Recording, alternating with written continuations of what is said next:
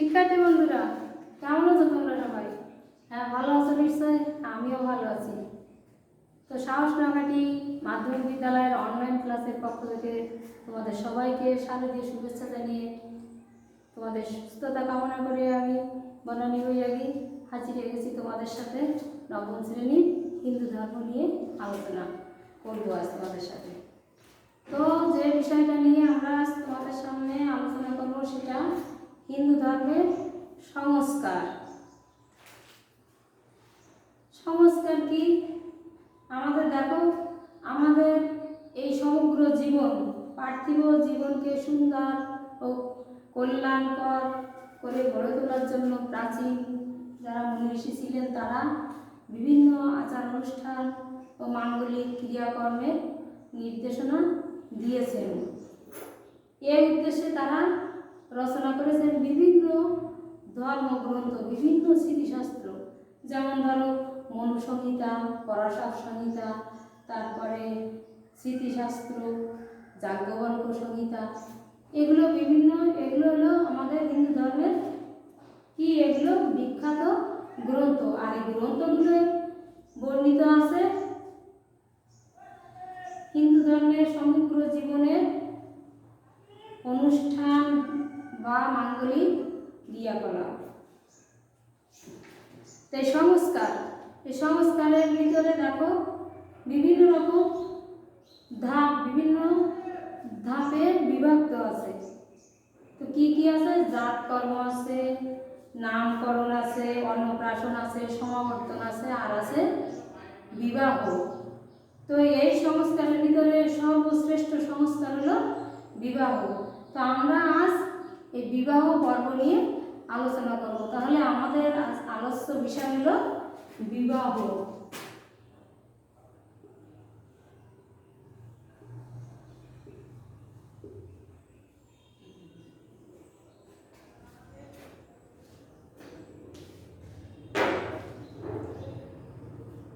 হিন্দু সমাজে বিবাহ হলো ধর্মীয় জীবনের চর্চা।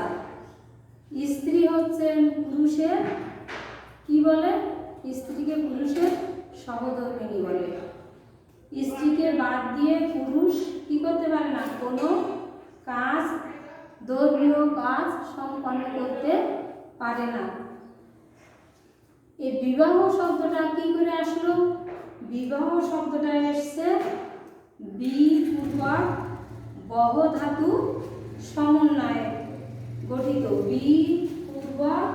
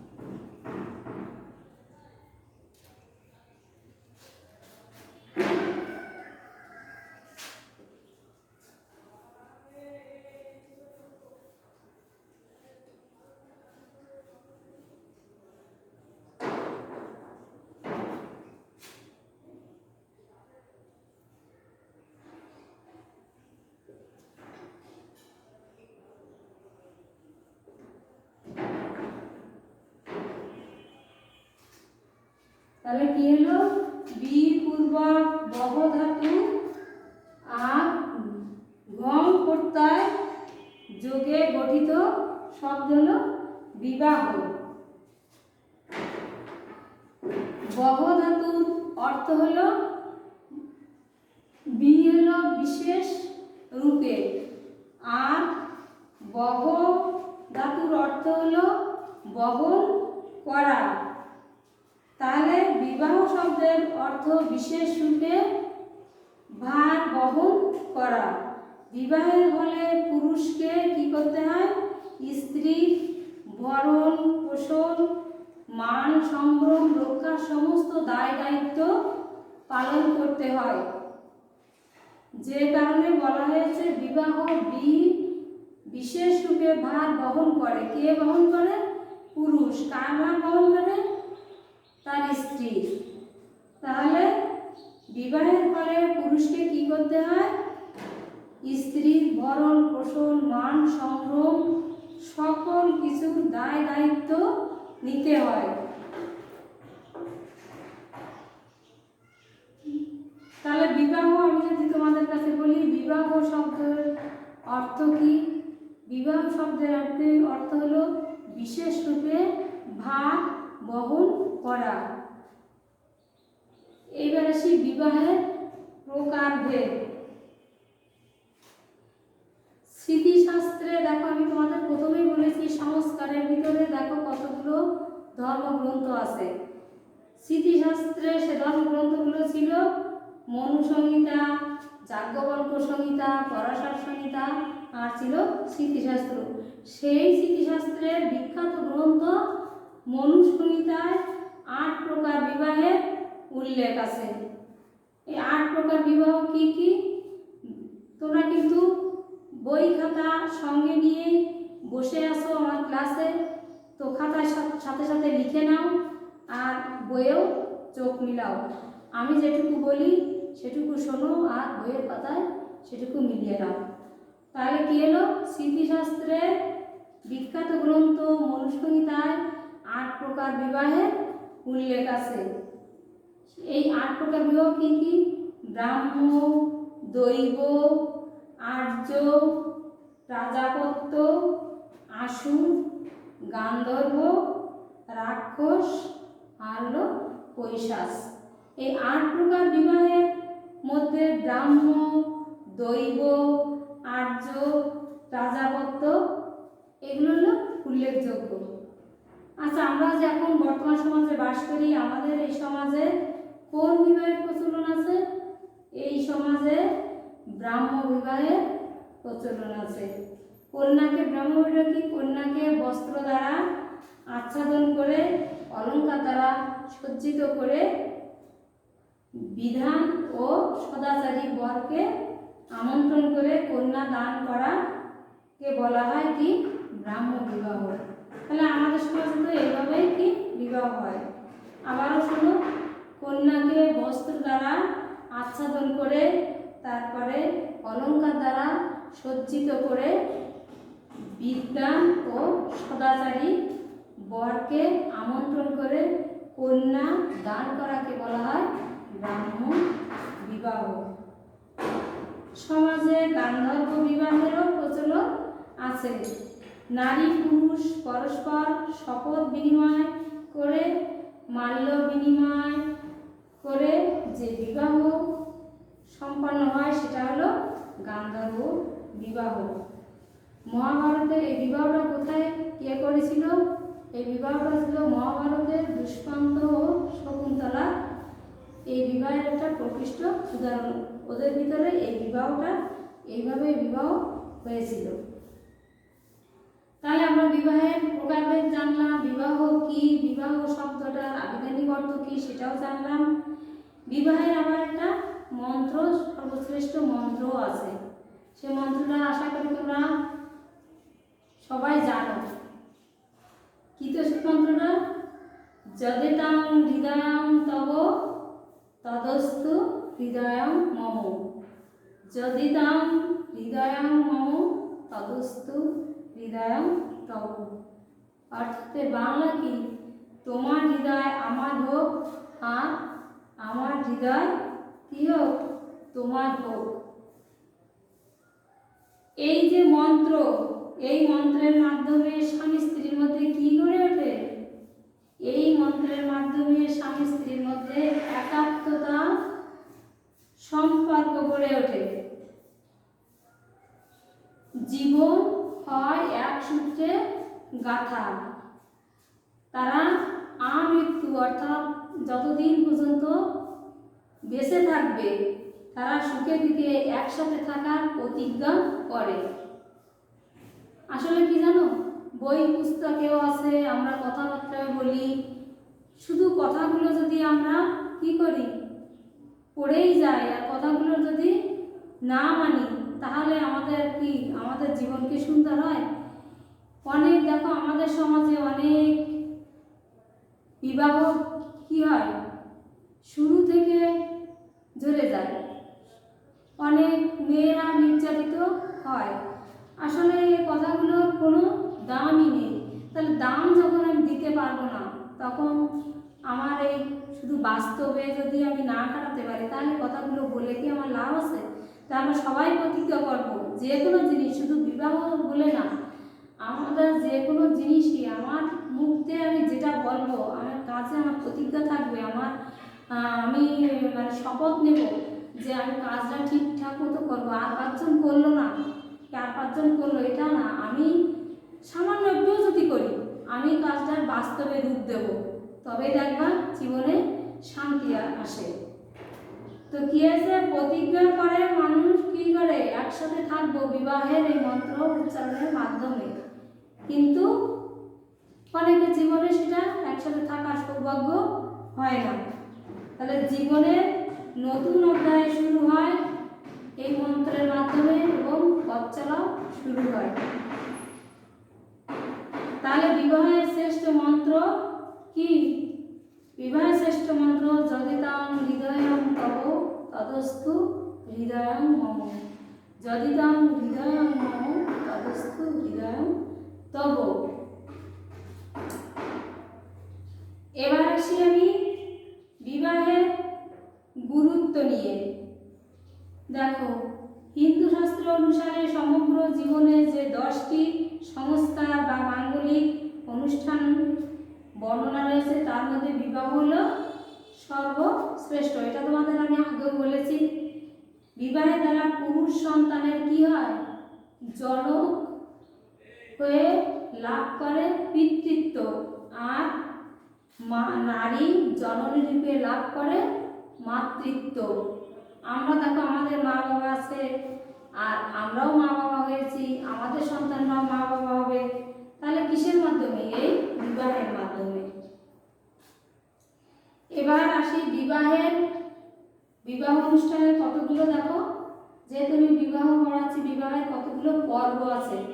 এই পর্বগুলো কি কি? দেখো, পর্বগুলো আছে, একটা আছে বৃদ্ধি শ্রাদ্ধ, 2 আছে গায়ে হলুদ, 3 আছে মালা বদল, 4 আছে সম্প্রদান, 5 আছে যজ্ঞানুষ্ঠান ও 7 পাকে বাধা, আর সবশেষ আছে স্মৃতিতে বিবাহ চিহ্ন অর্থাৎ সিঁদুর দান।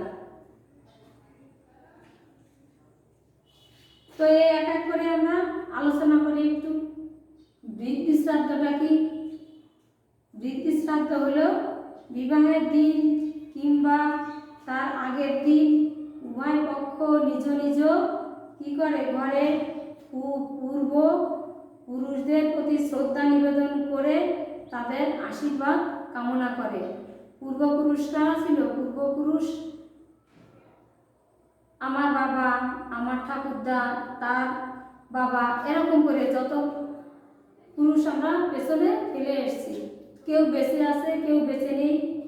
তো তাদের উদ্দেশ্যে কি করতে হয়, তাদের কাছ থেকে আশীর্বাদ কামনা করতে হয়। সেটা হলো কি? বৃদ্ধি শ্রাদ্ধ। তারপর আছে কি? গায়ে হলুদ।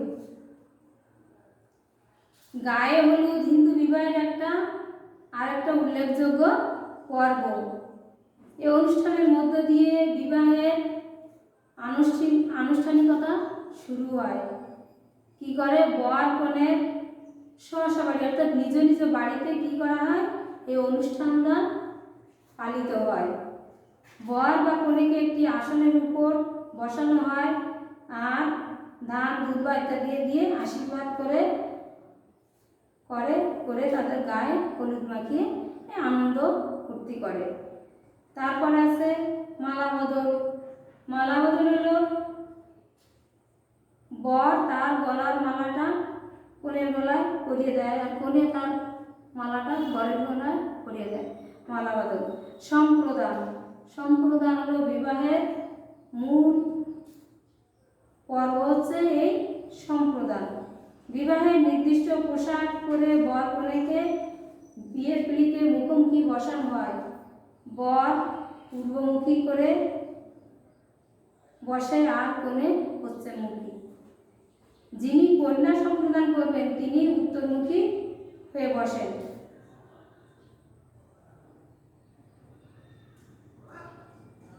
সম্প্রদানকর্তা দেবতার নাম উচ্চারণ করে কি করে? উলুধ্বনি, শঙ্খধ্বনি ও আনন্দঘন পরিবেশের মধ্য দিয়ে কন্যা সম্প্রদান করেন। আর কি থাকলো? আছে যজ্ঞানুষ্ঠান ও সাত পাকে বাঁধা। সম্প্রদান পর্বের পরে যেখানে বর্গাকার যজ্ঞক্ষেত্র মানে বিয়ের মণ্ডপ যেখানে তৈরি করা হয়, বেদ মন্ত্র উচ্চারণ করে মনে অহংকার, মান, অভিমান, হিংসা, বিদ্বেষ এগুলো কি করে বর্জন করে আগুনে ঘি মাখা আম পাতা আগুনে আহুতি দিতে হয়। এরপরে কি করতে হয়? দেব পুরোহিত অগ্নিকে পরপর কি করে? 7 বার প্রদক্ষিণ করে প্রণাম করে। তারপরে 7 পাক ঘোরার পরে এই যজ্ঞানুষ্ঠানের মাধ্যমে অগ্নি দেবতার কাছে বর কনের আমৃত্যু বাধা, অগ্নি দেবতার কাছে তারা আমৃত্যু বাধা হয়ে থাকে। তাহলে যজ্ঞানুষ্ঠান আর 7 পাকে বাঁধা। এরপরে আসছে স্মৃতিতে বিবাহ চিহ্ন। সেটা আবার কি? সম্প্রদান পর্ব ও যজ্ঞানুষ্ঠান শেষ করে বর কনের স্মৃতিতে সিঁদুর পরিয়ে দেয়। সিঁদুর দিয়ে বিবাহ চিহ্ন পরানো একজন হিন্দু নারীর জীবনে সবচেয়ে গুরুত্বপূর্ণ ঘটনা। এই সিঁদুর চিহ্ন এঁকে দেওয়ার সাথে সাথে একটা নারীর জীবনে সব কিছু বদলে দেয়। স্মৃতিরও একটু সিঁদুরে সব কিছুই বদলে দেয়। তাহলে দেখো, স্মৃতিতে সিঁদুর যখনই দেয় তখনই কিন্তু তারপরে সেই স্বামীর দায়িত্ব এসে যায়, স্ত্রীর মান সম্মান, স্ত্রীর দায় দায়িত্ব, ভরণ পোষণ সমস্ত দায় দায়িত্ব তার উপরে এসে যায়। স্ত্রীও স্বামীর প্রতি শ্রদ্ধা, ভালোবাসা, নির্ভরতা কিছু ওই সিঁদুর দানের পরই তার মনের থেকে এমনি এসে যায়। তাহলে সিঁদুর দেয়া, সিঁদুর চিহ্ন আমাদের কিন্তু নারীর স্মৃতিতে সামান্য একটু সিঁদুর চিহ্ন নারীর জীবনে সবচেয়ে বড় কি? সবচেয়ে বড় অহংকার সে ওই স্মৃতির ওই একটু সিঁদুর।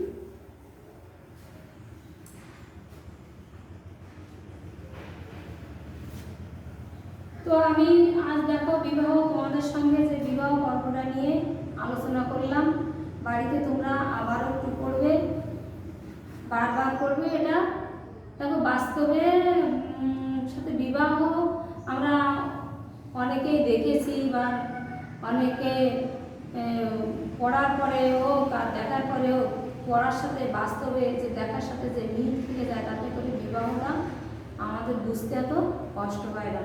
তো ছোটো ছোটো প্রশ্ন যেগুলো আসবে বারবার করে বই পড়বে, তাহলে তোমরা এগুলো উত্তর করতে পারবে।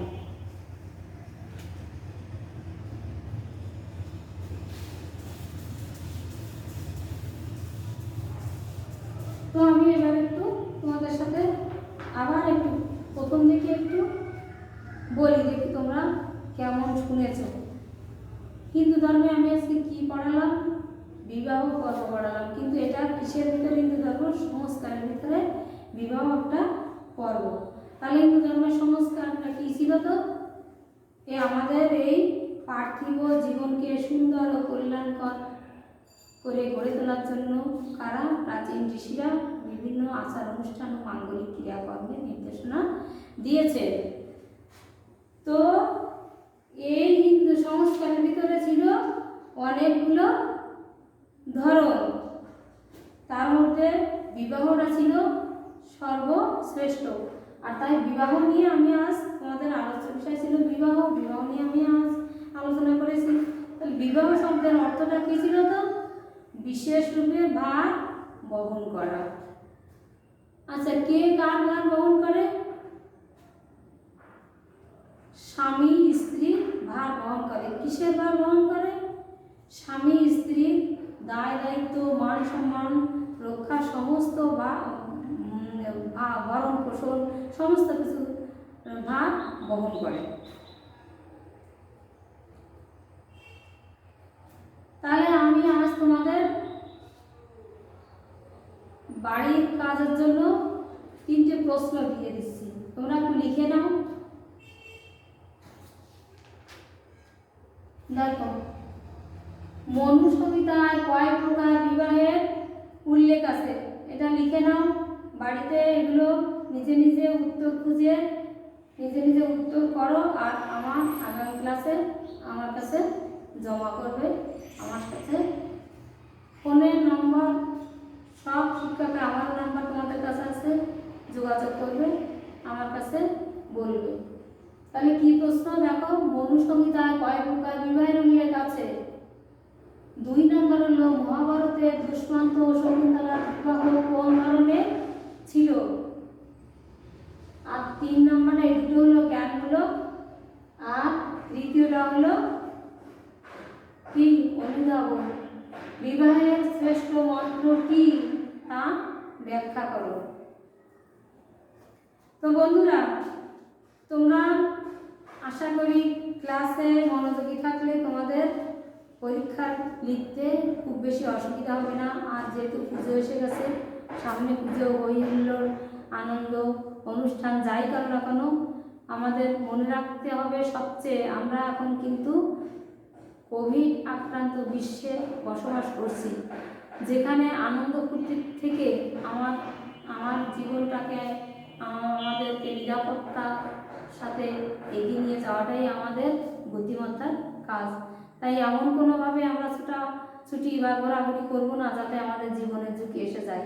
সামাজিক দূরত্ব বজায় রাখবে, তারপরে একে অপরের সঙ্গে বন্ধুত্বসুলভ আচরণও করবে, কিন্তু কি বাড়াবাড়িটা করবে না।